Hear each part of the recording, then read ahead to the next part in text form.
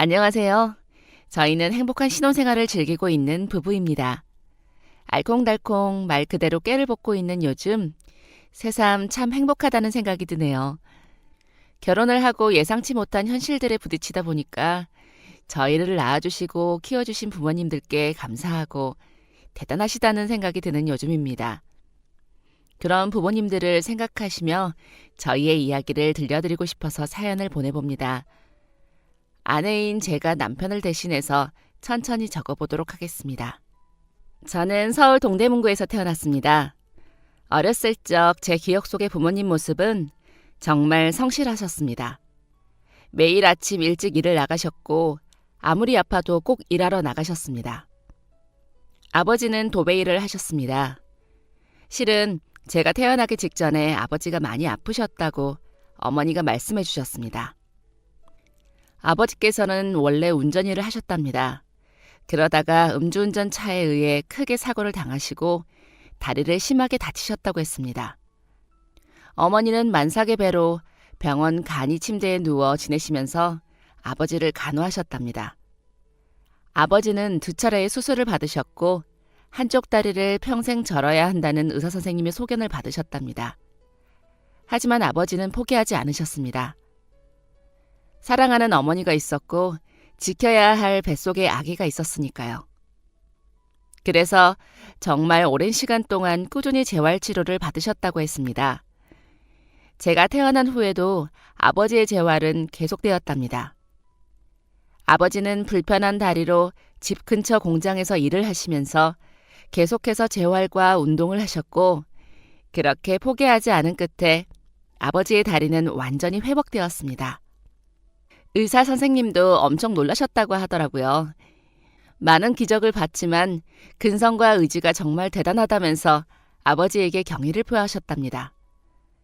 그렇게 목발 없이 완전히 멀쩡하게 걷게 되신 아버지는 도배일을 배우기 시작하셨습니다. 운전일을 하다가 알게 된 분과 함께 도배일을 제일 밑바닥부터 시작하셨대요. 먼지 가득한 공사 현장, 쉼없이 움직여야 하는 팔.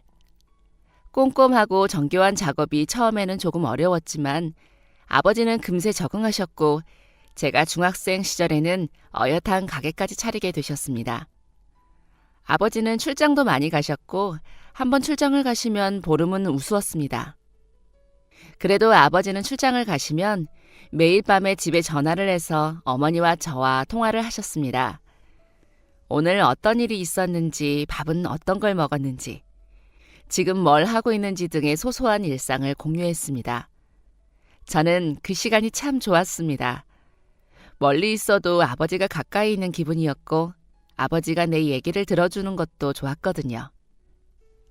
그리고 어머니는 파출부 일을 하셨습니다. 제가 어렸을 때는 원래 일을 안 하셨거든요. 초등학교 들어갈 때까지만 해도 어머니는 일을 안 하고 계셨습니다. 가끔 낮에 옆집 아주머니 가게 일을 도우러 나가신 적이 있긴 했습니다. 하지만 형제도 없는 제가 너무 어려서 잠깐만 하고 제가 유치원이 끝날 때는 집에 오셨죠. 그러다가 초등학생이 되고 혼자 학교와 집을 오갈 수 있게 되었을 때쯤에 어머니께서 일을 하기 시작하셨습니다. 어머니는 다른 사람의 집을 청소해주기도 하고 빨래를 해주기도 하고 밥을 해주기도 하는 가사 도우미, 파출부 일을 하기 시작하셨습니다. 그때는 한 집만 가시는 게 아니었고 여러 집을 오가시면서 주로 청소 일을 하셨던 것 같습니다. 이토록 열심히 사시는 부모님들을 보면서 저도 저절로 성실한 사람이 된 것 같습니다. 약속 시간을 잘 지키고 해야 할 일을 끝까지 해내는 것이 당연했고 중요하다고 여기면서 살았죠. 그래서 어머니와 약속한 숙제를 잘 해냈습니다. 제가 초등학교 때부터 어머니가 일을 하셨다고 했잖아요. 아버지가 도배일을 하시니까 일이 좀 일찍 끝나거든요. 일찍 들어오시는 날은 오후 4시에 집에 오시기도 하셨습니다. 그럼 저는 학교가 1시에 끝나고 4시에서 6시까지 혼자 집에 있게 된 거죠. 집이 넉넉한 형편이 아니니까 학원은 일주일에 2번, 피아노 학원 잠깐 다녀오는 게 전부였고 다른 날들은 혼자서 그 시간을 보내야 했습니다. 친구들이랑 운동장에서 놀고 올 때도 많았는데 그래봤자 1~2시간이 전부잖아요. 집에 있는 동안 뒹굴거리기만 할 수는 없는 노릇이었고 고민하시던 어머니께서 숙제를 내주셨습니다. 그런데 그 숙제들이 굉장히 재밌었습니다. 일반적으로 학교나 학원에서 내주는 공부하는 숙제가 아닌 재밌는 숙제들이었거든요. 기억나는 것을 몇 개 적어보자면 이렇습니다. 종이컵 쌓아서 성벽 만들어 놓기, 색종이 찢어서 스케치북 가득 채우기, 주말에 하고 싶은 것 만화로 그리기, 영어 카드 만들어 놓기, 우리 집 신문 만들기 등등 책 펴서 문제 푸는 숙제들이 아닌 제가 혼자 생각하고 상상하면서 주도적으로 하는 학습들이었습니다. 가끔은 고민이 많이 되어서 어려울 때도 있었지만 대부분의 숙제들은 정말 재밌게 해냈습니다. 제가 생각하기에는 이러한 학습들이 저한테 엄청 도움이 많이 되었다고 생각합니다. 학습을 하는 데에는 스스로 생각을 하고 계획을 세우고 실행하고 정리하는 작업들을 매일 하면서 제 마음속과 머릿속의 양식이 차곡차곡 쌓였습니다. 그 덕에 저는 중학교 때 학원 한 번 안 다니고 전교 1등을 해낼 수 있었습니다. 아버지께서 제가 전교 1등을 한 날 제가 제일 좋아하는 짜장면을 사주시면서 이런 말씀을 하셨습니다. 대단해 우리 딸. 어떻게 전교 1등을 할 수가 있어? 역시 당신을 닮아서 똑똑한가 봐. 아빠는 안 똑똑해? 응, 아빠는 튼튼했어. 에? 그게 뭐야? 아빠 진짜 튼튼했어. 아빠 동생들이 엄청 많았던 거 알지? 동생들 다치면 업고 다니고 안고 다니고 무슨 일 생기면 달려가서 도와주고 그랬지. 아빠 말씀대로 아버지는 동생들이 정말 많으셨습니다. 둘, 셋? 에이, 그 정도로는 저희 아버지한테 명함을 못 내밉니다. 아버지의 동생들은 좋기 수십 명은 되었습니다. 그것도 1년에도 수십 명씩 늘어났다 줄어들었다를 반복했습니다.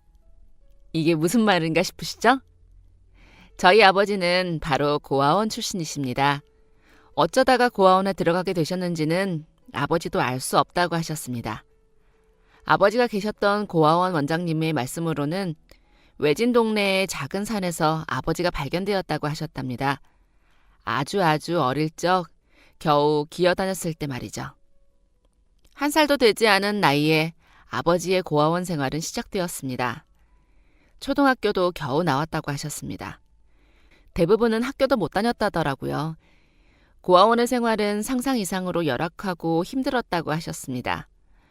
고아원에 아이들은 넘쳐나는데 돌봐주시는 분들의 수는 현저히 적어서 나이가 많은 형 누나들이 동생들을 챙겼다고 하셨습니다.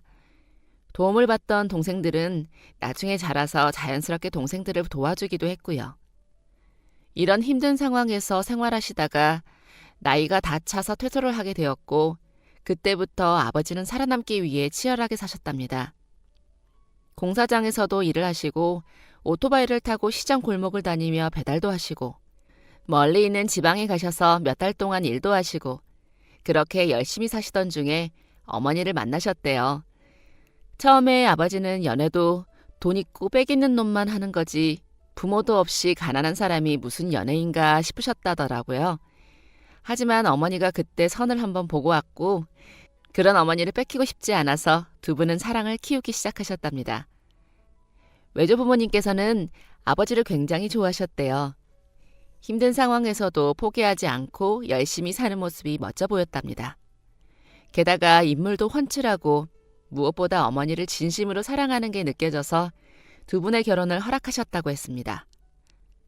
하지만 결혼 후에 아버지가 사고를 당하시면서 할머니가 많이 속상해 하셨다더라고요.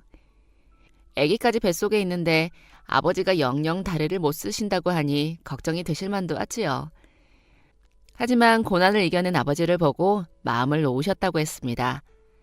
이렇게 훌륭하신 아버지, 어머니 밑에서 저는 자랐습니다. 그리고 저는 부모님께서 자랑스러워할 만한 좋은 대학에 들어가게 되었습니다. 제가 영어를 굉장히 좋아했습니다. 특별히 학원에 다닌 것도 아니었고 외국어 고등학교에 다닌 것도 아니었습니다. 다만 제가 남들과 다르게 했던 게 있다면 바로 어릴 때부터 만화 영화를 엄청 좋아했다는 겁니다. 물론 한글이 아닌 영어로 봤죠. 무슨 말인지도 몰랐지만 그냥 보고 들었습니다. 그러다 보면 자연스럽게 귀에 익은 단어들이 생기기도 했고 초등학교 들어가서 방과 후 수업에서 영어를 조금 배우면서 알게 되는 단어들도 생기고 조금씩 해석도 할 수 있었죠. 부모님께서는 제가 영어에 흥미를 보이는 걸 아시고 자주 비디오를 사주셨습니다. 컴퓨터가 생기고서는 DVD를 사주셨죠. 제가 외고에 다니지 않고 유학도 한 번 다녀오지 않고 영문학과에 들어갈 수 있었던 것은 바로 이런 것들이 밑바탕이 되지 않았나 싶습니다. 부모님께서는 저를 엄청 자랑스러워하시고 대견해하셨습니다. 제가 대학교 들어갈 때까지 제 방이 없었거든요. 집에 방이 2개 있었는데 저랑 엄마가 큰 안방에서 생활을 했고 작은 방은 제 책상 하나만 넣어도 꽉 찼습니다. 아버지는 거실에서 주무셨고요. 그런데 제가 대학에 합격을 하고 아버지께서 이런 말을 하셨습니다. 우리 딸, 대학 가면 더 공부 많이 해야 할 텐데 이제 성인이기도 하고 우리 이사 가자. 큰 집으로. 이렇게 말씀은 하셨지만 꼭 이런 이유 때문만은 아니었습니다. 제가 가게 될 대학교가 아버지 가게랑 가까웠거든요. 저희 아버지가 도배일 하시잖아요. 그 가게가 다니게 될 학교랑 꽤 가까웠습니다. 그리고 살던 집도 오래되기도 했고 어머니야 원래 여기저기 돌아다니시면서 일을 하니까 위치가 크게 상관이 없었습니다. 그래서 저희는 제 대학 합격과 동시에 이사 결심을 하게 되었고 태어나서 처음으로 아파트라는 곳에 살게 되었습니다. 20년도 넘은 오래된 아파트였지만 방도 3개나 있고 엘리베이터도 있었습니다. 그곳에서 저희 가족은 더 행복해질 준비를 하고 있었죠. 저는 대학 생활을 하면서 과외 아르바이트를 했습니다. 그리고 처음으로 화장이라는 것도 해보고 교복이 아닌 예쁜 치마를 사서 입어보기도 했습니다. 어머니한테 주름 개선이 되는 화장품을 사드리기도 했고 아버지 점포도 사드렸습니다. 학교에서도 좋은 성적을 받았고 저희 가족은 아무 문제 없이 아주 순탄한 생활을 하고 있었습니다. 그러던 어느 날 제 인생을 송두리째 바꿔버린 특별한 일이 펼쳐지기 시작했습니다. 그 특별한 일을 비유하자면 봄처럼 따뜻하고 하늘이 핑크빛이고 심장이 간질간질하고 볼이 뜨거워지는 일이었습니다. 네, 맞습니다. 바로 사랑에 빠져버린 거죠. 제가 22살 때였습니다. 3학년쯤 되니까 수강 신청하는 것도 요령이 생기더라고요. 스케줄을 잘 짜서 월요일, 화요일 오전에 여유가 좀 생겼습니다. 주말에도 과외를 나가서 늦잠을 자본 적이 오래되었던지라 3학년 동안은 월요일, 화요일 날 늦잠을 좀 자볼까 했습니다. 그런데 늦잠을 자는 것도 마음대로 안 되더라고요. 자연스레 눈이 떠졌습니다. 그 시간에 뭘 할까 고민하다 학교 근처 카페에 시간제 아르바이트를 하기로 했습니다. 제가 커피를 엄청 좋아하거든요. 언제 한번 동기가 이탈리아에 다녀오면서 커피 원두를 사다 준 적이 있었는데 너무 충격적으로 맛있더라고요. 제가 알던 커피의 맛이 아니었습니다. 그래서 그때부터 커피를 좋아하기 시작했고 원두의 차이점도 조금 알게 되었습니다. 그리고 무엇보다도 커피에서 나는 향이 너무 좋더라고요. 카페에서 일을 하면 그 향을 매일 맡을 수 있으니까요. 너무 좋겠다 생각했습니다. 그래서 한 번쯤 일해보고 싶었고 마침 제가 좋아하는 학교 근처 카페에서 모집 공고가 떴길래 지원했던 거였죠. 그쪽에 회사도 많이 있고 대학교까지 있어서 아침 시간에도 카페가 굉장히 붐볐습니다. 지금처럼 기계로 주문을 받을 때가 아니라서 주문받다가 커피 타고 또 주문받고 커피 타고 그랬었죠. 아침 8시에 출근해서 12시까지 쉬지 않고 일을 했습니다. 고작 4시간이었지만 정말 그 시간들을 불태워서 일을 했습니다. 그러던 어느 날이었습니다. 여느 때처럼 바쁜 아침을 보내면서 주문을 받고 있었습니다. 네, 다음 손님 주문 도와드리겠습니다. 네? 갑자기 양복 입은 한 남자가 저를 보더니 하고 소리를 지르는 거예요. 무슨 상황인가 어리둥절해서 멀뚱히 남자를 쳐다봤습니다. 키가 큰 남자가 고개를 갸우뚱거리면서 모자 속 제 얼굴을 뚫어져라 쳐다보더라고요. 손님? 너무 민망해서 제가 고개를 휙 돌리니까 남자도 덩달아 놀라면서 허둥지둥 커피를 주문했습니다. 주문을 마친 후에도 남자는 커피를 기다리면서 계속 제 얼굴을 쳐다봤습니다. 아는 사람인가? 한참을 생각해봤지만 도통 떠오르지가 않았습니다. 커피를 받은 후에도 잠깐 카페 안에 서성이더니 갑자기 시계를 보고는 허둥지둥 나가버렸습니다. 그리고 그날 이후 매주 월요일과 화요일만 되면 그 남자를 만났습니다. 그 전에도 왔던 손님인지는 잘 모르겠습니다. 제 눈에 띄게 된 날은 그 남자가 저를 뚫어져라 본 그날부터였습니다. 훤칠하게 키가 크고 단정하게 차려입은 양복이 잘 어울리는 남자였습니다. 남자는 항상 같은 메뉴를 시켰습니다. 아이스 아메리카노 6잔. 아무래도 회사 막내라서 대표로 커피를 사가는 것 같았습니다. 주변에 있는 회사들을 보면서 어디 회사에 다니나 상상해보기도 했습니다. 사원증 줄 색깔이 무슨 색인가 살펴보기도 했고 저도 모르는 사이에 저의 월요일, 화요일 아침은 그 남자에 대한 생각으로 가득 찼습니다. 언젠가 어머니께서 제게 이런 말씀을 하신 적이 있었습니다. 은영아, 너는 왜 연애 안 하냐? 대학 가면 연애를 해야 하는 거야. 그래야 남자 보는 눈도 생기고 그러지. 아, 연애는 무슨, 나 살기도 바쁜데.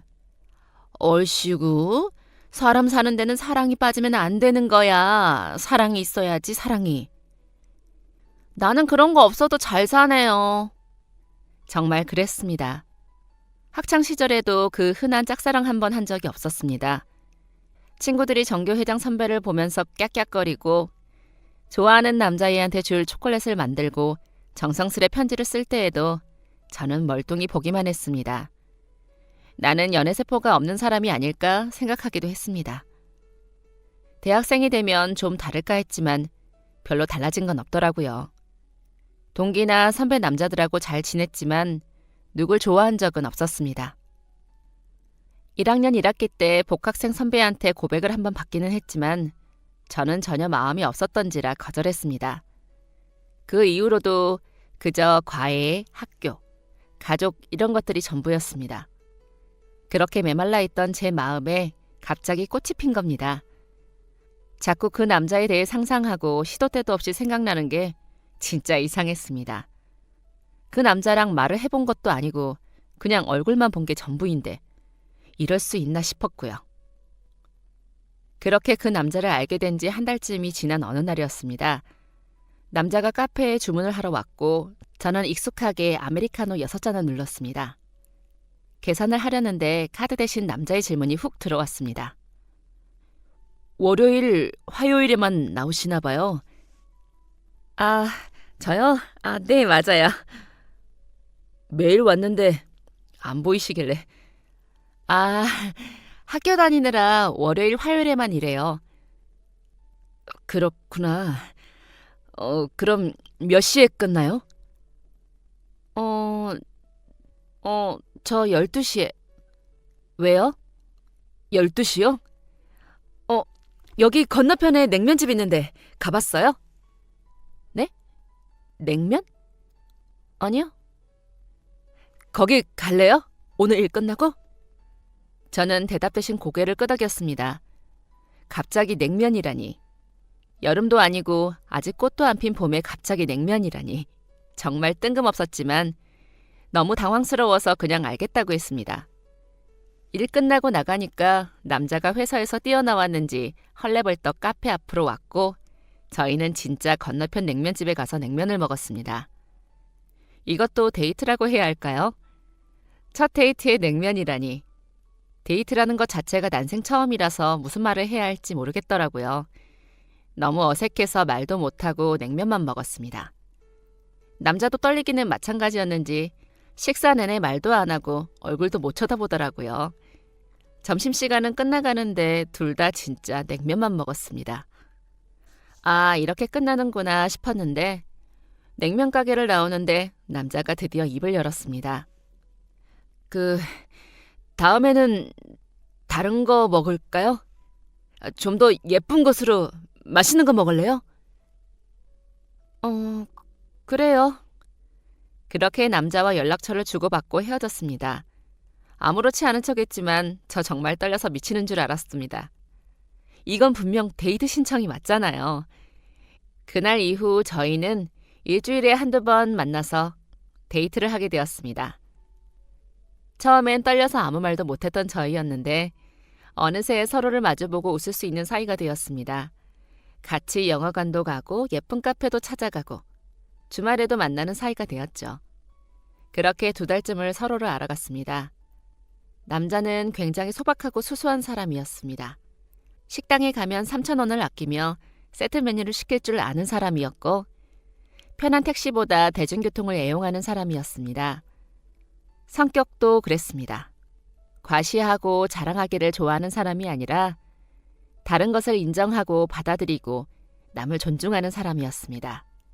그리고 무엇보다 가장 멋있다고 느꼈던 것은 그 남자의 성실함이었습니다. 하루는 남자가 퇴근을 하고 저와 저녁을 먹으러 가고 있었습니다. 그런데 갑자기 남자의 핸드폰이 울렸습니다. 네, 여보세요? 네, 과장님. 무슨 일? 네? 그럴 리가 없는데. 그거 분명... 네, 알겠습니다. 지금 바로 가겠습니다. 회사 일에 문제가 생길 듯 했습니다. 남자는 IT 계열의 회사에서 근무를 하고 있었거든요. 그런데 대충 상황을 들어보니까 바로 전날 했던 일에 문제가 생긴 것 같았습니다.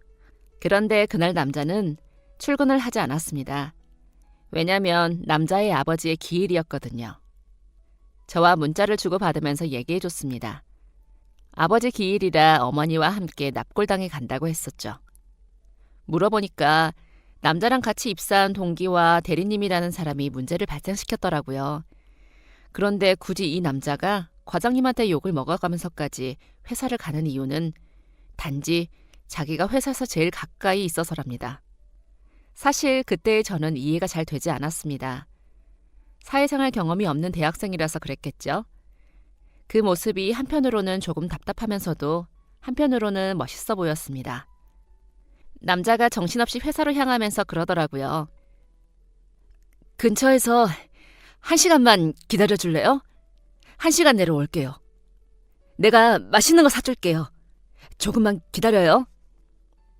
근처 카페에서 시간을 보냈고 정말 딱 1시간이 되었을 때 남자가 카페 안으로 뛰어들어왔습니다.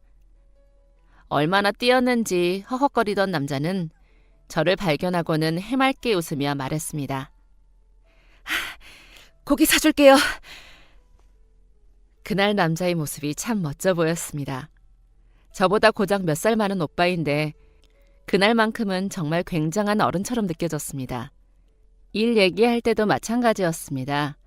언젠가는 창업을 하고 싶다던 남자는 가끔 스타트업에 대한 얘기를 하고는 했는데 그때마다 두 눈이 초롱초롱하게 반짝였습니다.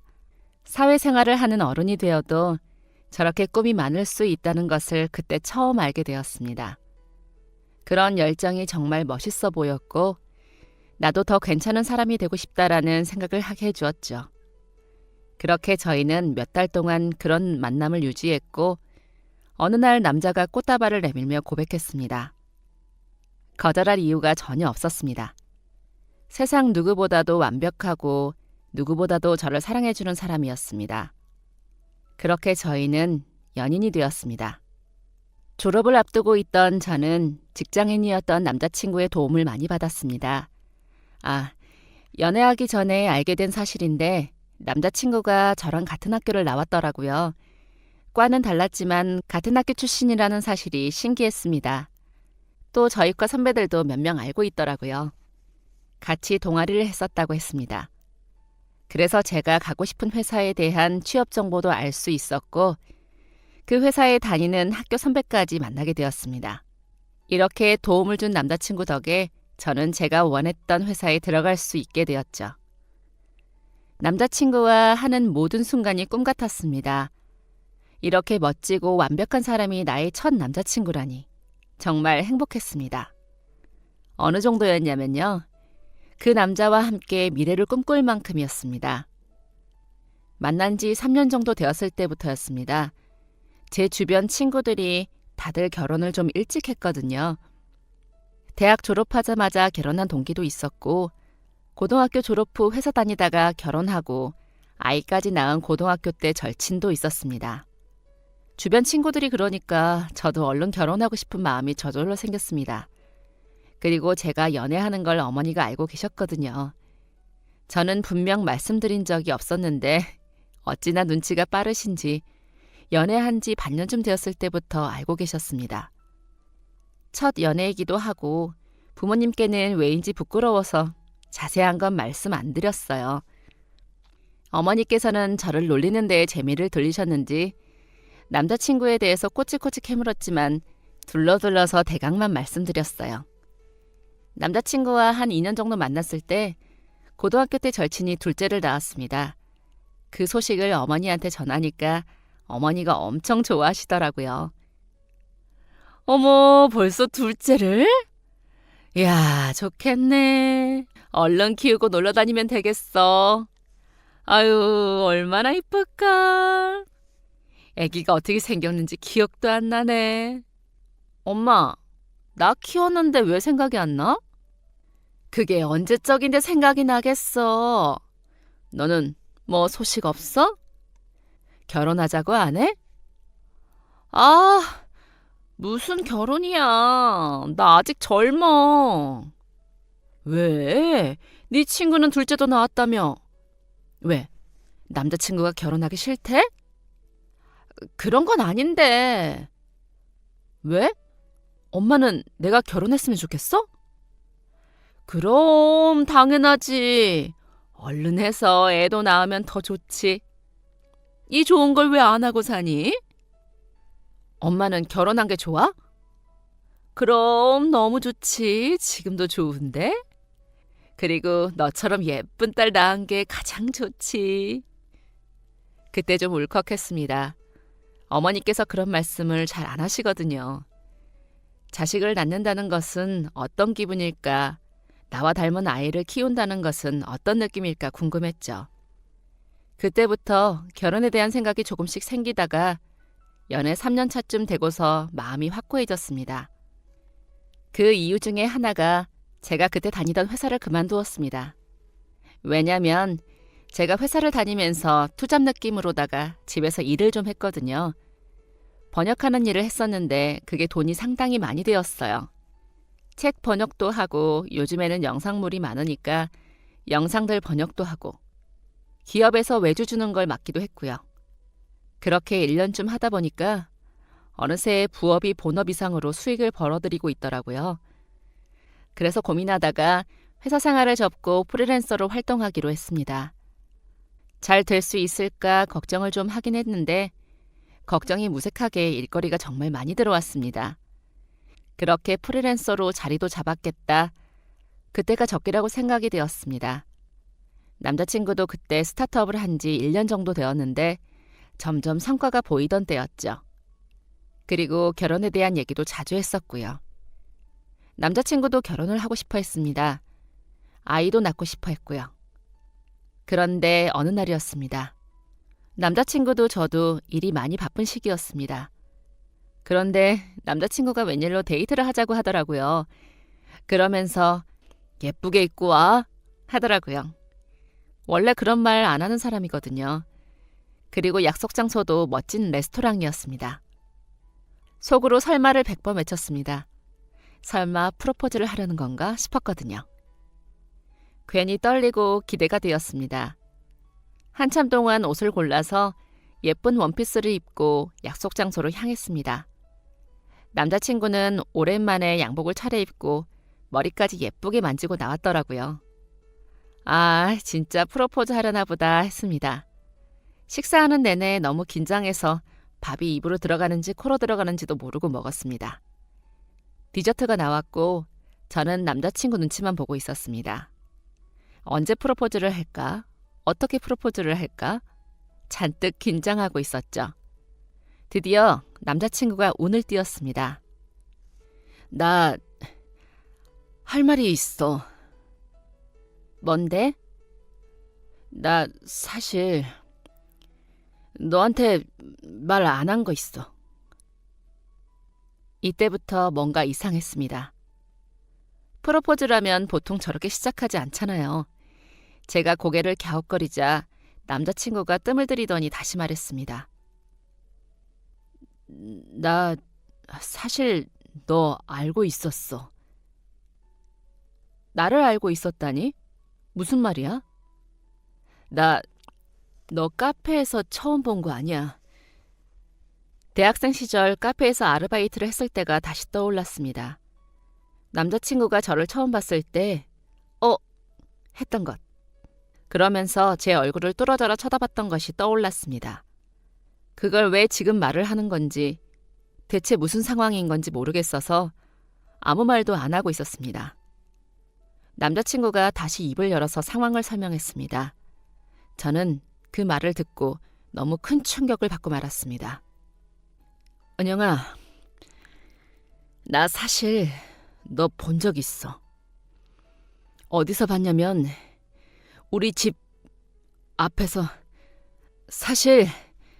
나 사실 은영이네 어머니 알고 있어.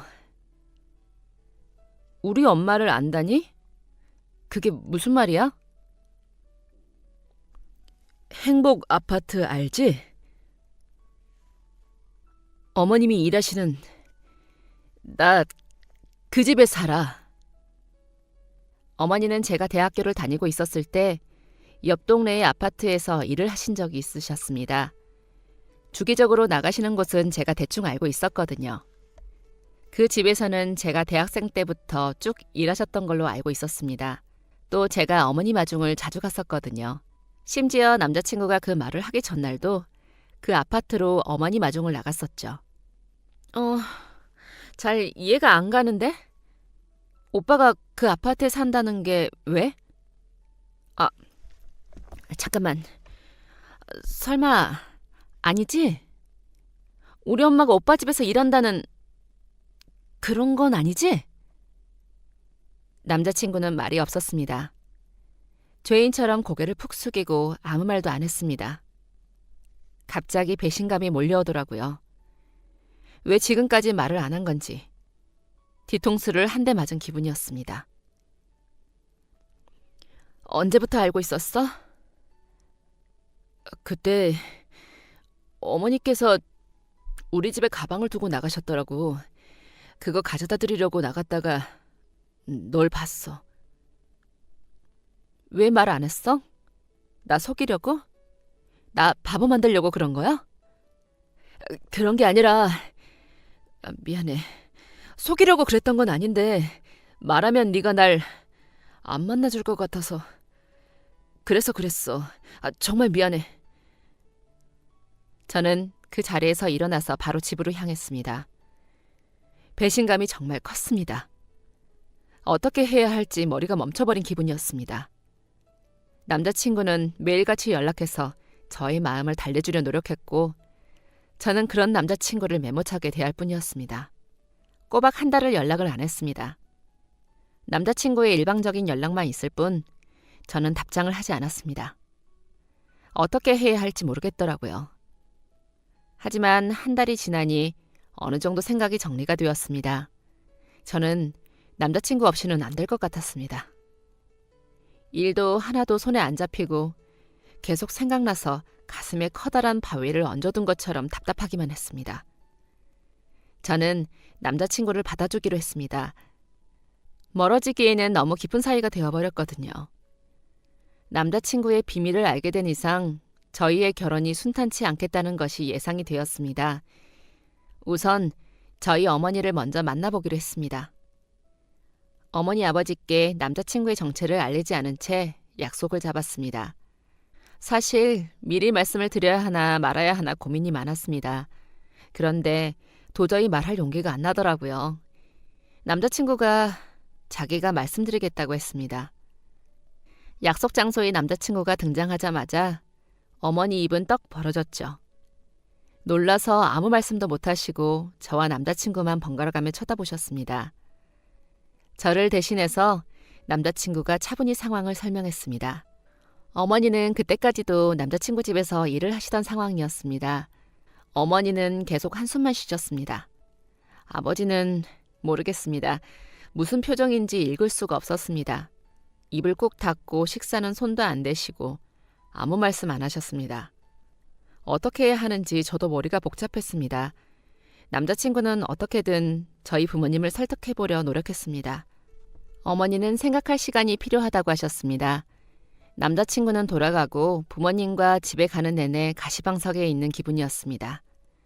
두 분 다 아무 말씀을 안 하셨고 그대로 침묵만 가득한 채 시간은 흘렀습니다.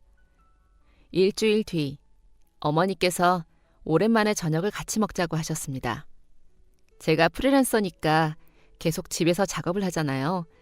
그래서 남자친구 인사드린 다음에 일주일 내내 집에서 부모님을 마주쳤는데 정말 단 한마디도 안 하셨습니다. 저는 계속 눈치만 봤었고요. 그런데 갑자기 저녁을 먹자고 하시다니 심장이 터지는 줄 알았습니다. 밥상 위에는 토종닭으로 끓인 백숙이 있었고 아버지가 말없이 닭을 발라주고 계셨습니다. 식사를 시작하려는데 어머니가 말씀하셨습니다. 잘 맞나 봐. 어? 뭐라고 엄마? 아유, 만나라고 만나. 정말이야? 진짜야? 엄마, 진짜지? 그래, 내가 몇 년을 그 총각을 봤는데 사람 참 괜찮아. 심성도 착하고 부지런하고. 아, 그렇다니까. 진짜 고마워, 엄마. 내가 걱정하는 건 그 집이야. 그 집 사모 있잖아. 맨날 일한다고 집에 잘 없어서 나도 잘 못 보는데 눈빛이 참 독해. 그래서 괜히 우리 딸 마음에 상처 날까 봐 그게 걱정인 거지. 걱정 마, 엄마. 이겨낼게. 잘 해볼게. 그래, 잘 하겠지. 누구 딸인데. 그 총각한테 다시 한번 보자고 해. 아참, 그 집 일은 다른 사람한테 넘겼어. 내가 어떻게 그 집에서 더 일을 하겠어. 미안해. 고마워, 엄마. 미안하긴. 다른 거 금방 구해서 지금 바빠 죽겠구만. 밥이나 얼른 먹어. 갑자기 눈물이 나올 것 같아서 닭고기를 입에 쑤셔 넣었습니다. 어머니가 얼마나 고민하셨을지 상상이 되질 않았습니다. 아버지는 말없이 닭고기를 발라서 제 접시에 한가득 태워주셨습니다. 그렇게 부모님의 허락을 받은 뒤 다음 관문은 시어머니였습니다. 사실 남자친구와 만나는 동안 한 번도 본 적이 없었어요. 사진으로만 몇 번 뵈었었고 남자친구한테 얘기 들은 게 전부였죠. 그런데 저희 어머니가 시어머니 눈빛이 독하다고 하셨잖아요. 그렇게 느낀 건 저도 마찬가지였습니다. 눈썹을 진하게 그리셔서 그런지 짙은 쌍꺼풀이 더 강하게 보였습니다. 그리고 남자친구가 저희 부모님을 만난 후에 시어머니에 대해서 자세히 얘기를 해준 적이 있었습니다. 몰랐는데 시어머니는 정말 대단하고 강한 분이셨습니다. 사실 남자친구의 집이 굉장히 가난했다고 하더라고요. 남자친구의 아버지가 남자친구가 6살 때 돌아가셨는데 그때까지만 해도 엄청 가난하게 살았다고 했습니다. 아버지가 갑작스러운 사고로 돌아가시고 시어머니가 혼자 남자친구를 키우셨답니다. 시어머니가 그때부터 엄청 독해지셨다고 하더라고요. 시어머니는 장사를 시작하셨답니다. 어린 남자친구를 데리고 어린 애들 양말이나 네일을 파셨다고 하더라고요. 그러다가 작은 가게를 내서 아동복 장사를 하게 되셨는데 진짜 시행착오가 많으셨답니다. 취객이 가게 유리를 박살내서 옷이고 뭐고 다 버려야 했던 적도 있었고 집에 도둑이 들어서 모든 돈을 몽땅 잃은 적도 있다더군요. 그때마다 시어머니는 더 독해지셨고 그러다가 남자친구가 고등학교 들어갈 쯤에 남대문 시장에서 도매업을 하게 되셨고 매장이 3군데나 늘어나면서 잘 살게 되었다고 했습니다. 긴 세월을 혼자 힘으로 정말 갖은 고생을 하며 사신 분이었습니다. 그렇게 고생하며 키운 외동아들이 부족한 집에 장가가는 것을 아마 원치 않으시겠죠. 그 얘기를 들으니까 더 걱정이 되었습니다. 남자친구도 시어머니가 어떻게 나오실지 모르겠다고 하더라고요. 그런데 아마 긍정적인 반응은 아닐 것 같다고 했습니다. 자기가 잘 설득해 보겠다고 하더군요. 그렇게 말을 한 지 이틀이 지난 어느 날이었습니다. 갑자기 남자친구에게 전화가 왔습니다. 은영아, 진짜 미안해. 어? 오빠 갑자기 뭐가 미안해? 어머니한테 말씀드렸거든? 그런데 지금 너희 집으로 가고 계셔. 뭐? 지금? 지금 당장? 지금 집에 엄마도 계시는데? 아, 나도 지금 너희 집으로 가고 있어. 어머니가 갑자기 차 끌고 가버리셔서 미치겠다. 진짜 정말 미안해. 최대한 빨리 갈게. 갑자기 이게 무슨 날벼락인가 싶더라고요. 어떻게 해야 하나 고민이 되었습니다. 이대로 나가서 시어머니를 먼저 만나서 집에 들어오는 것을 말려야 하나 아니면 그냥 기다려야 하나 말이죠. 고민하다가 드는 생각이 매도 빨리 맞아야 낫지 않나 하는 생각이었습니다. 저는 얼른 거실로 가서 어머니에게 이 사실을 알렸습니다. 아이고, 올 게 왔네. 아이고, 일 났네, 일 났어. 어머니는 놀라시면서 어쩔 줄을 몰라 하셨습니다. 둘이서 발을 동동 구르고 있는데 곧 초인종이 울렸습니다. 인터폰에 뜨는 얼굴을 보니까 시어머니였습니다. 쿵쾅거리는 마음을 진정시키며 현관으로 가서 문을 열었습니다. 실제로 마주친 시어머니의 눈은 사진보다 훨씬 더 무서웠습니다. 저는 시어머니를 안으로 안내했습니다. 시어머니는 안에 계시던 저희 어머니를 마주하고는 곧장 입을 여셨습니다. 늦은 시간에 죄송해요. 제가 너무 당황스러워서 찾아왔네요. 아주머니 댁의 따님과 저희 아들이 만나고 있다고요? 저 정말 고생하면서 저희 아들 키웠어요. 그런데 이건 아닌 것 같아서요. 저는 저희 아들이 좀 더... 시어머니가 말을 하고 계시는데 갑자기 또 한 번 초인종이 울렸습니다. 남자친구였습니다. 남자친구는 쏜살같이 들어와서 시어머니를 말렸습니다. 엄마! 왜 그래요, 진짜! 내가 너를 어떻게 키웠는데! 난 이런 집에 너 못 보내. 엄마, 은영이 부모님에 대해서 잘 모르시잖아요. 얼마나 훌륭한 분들이신지 모르시잖아요. 은영이가 어떻게 자랐는지도 모르시면서 어떻게 그런 말씀을 하세요? 그런 거 나는 몰라도 돼. 나는 더 나은 집사람과 네가 결혼했으면 좋겠다. 더 나은 게 뭔데요? 정말 아수라장이었습니다. 막장 드라마에서나 볼 법한 광경에 머리가 어지러웠습니다. 그 말을 듣고 있으니까 너무 속상하고 저희 어머니에게도 너무 죄송했습니다. 어디서부터 잘못된 건지 어떻게 해야 하는지 모르겠는 그때였습니다. 갑자기 현관에서 묵직한 외침이 들렸습니다. 지금 이게 무슨 상황이야? 아버지였습니다. 아버지가 시뻘건 눈으로 남자친구와 시어머니를 노려보았습니다. 당장이라도 무슨 일이 벌어질 것만 같았습니다. 아버지를 말려야 하나 고민하던 바로 그 순간이었습니다. 갑자기 시어머니가 아버지에게 다가가서는 아버지의 팔을 덥석 잡았습니다. 병호 오빠?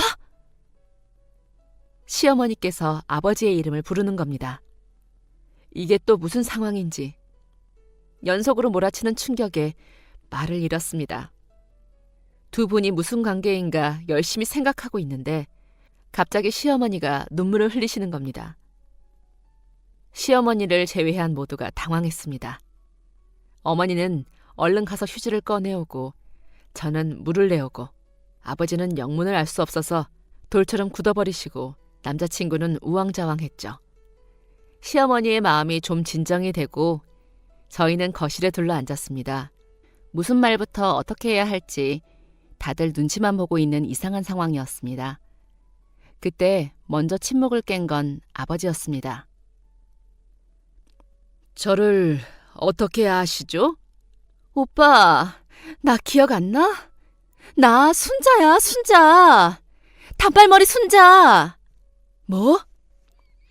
네가 순자라고? 그래. 아니, 이럴 게 아니네. 아주머니, 아니지. 아니. 사돈, 제가 무리를 일으켜서 죄송했습니다. 제 얘기 좀 들어봐 주실래요? 갑자기 시어머니께서 어머니의 손을 꼭 붙잡고 말씀을 시작하셨습니다.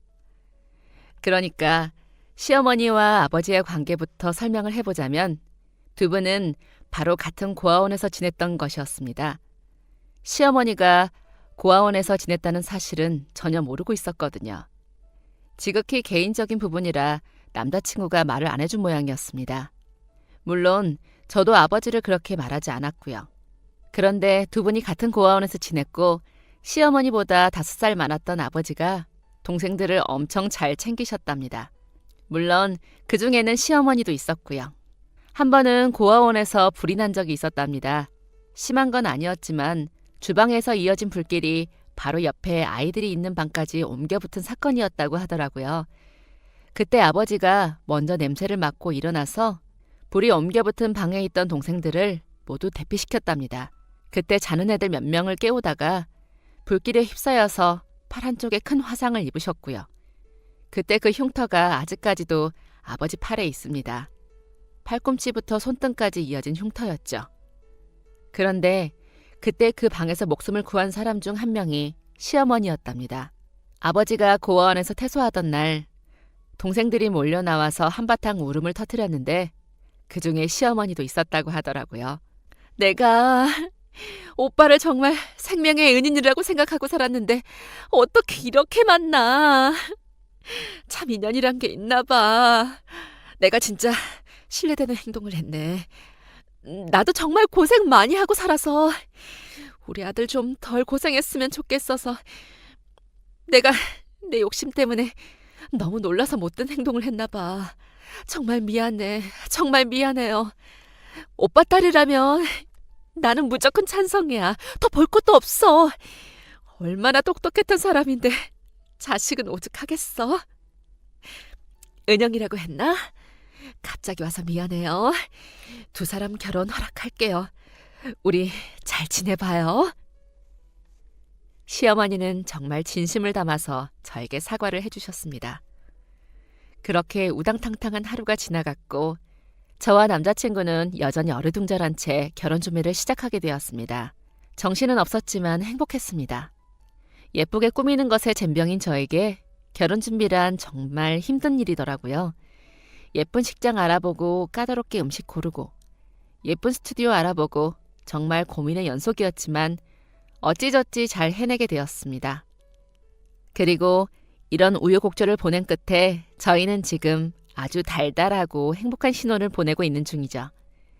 너무 행복해서 이래도 되나 싶을 정도로 꿈같은 시간들을 보내고 있습니다. 하는 거라곤 매일 집에서 일하는 것뿐이지만 매일 남편의 퇴근 시간이 기다려지는 삶입니다. 이거 굉장히 재밌는 거더라고요. 오늘은 어떤 저녁을 준비해 놓을까? 오늘은 뭘 하면서 밤을 보낼까? 주말에는 뭘 하면 좋을까? 하는 기분 좋은 물음표들이 머릿속에 가득합니다. 결혼한 지 반년이 다 되어가는 요즘에는 가끔 상상해 봅니다. 만약에 아버지와 시어머니가 모르는 사이였다면 저희는 어떻게 되었을까요? 결혼을 하지 못했을까요? 제가 궁금해서 가끔 시어머니께 여쭤보거든요. 그럼 시어머니는 이렇게 대답하십니다. 이렇게 예쁜 며느리를 어떻게 안 좋아하니? 나는 은영이 네 아버지가 아니었어도 분명 너를 좋아했을 거야. 어떻게 이렇게 예쁜 게 우리 가족이 되었을까? 요즘 시어머니는 남편보다 저를 더 좋아하시는 것 같습니다. 물론 저도 시어머니가 정말 좋고요. 무서운 인상과 다르게 엄청 다정하시고 정도 많으신 분입니다. 저희 어머니랑도 같이 한정식 맛집도 가시면서 정말 잘 지내고 계시고요. 지금 가족들이 다 저희 아기를 기다리고 있거든요. 저도 마찬가지고요. 곧 좋은 소식이 있으면 좋겠네요. 이런 어른들과 함께라면 힘든 육아도 분명 잘 이겨낼 것 같습니다. 저희 가족의 특별한 인연 들어주셔서 감사하고 모두 행복한 하루 보내세요. 지금까지 사연 들어주셔서 감사합니다. 사연이 재미있으셨다면 구독과 좋아요 부탁드려요. 감사합니다.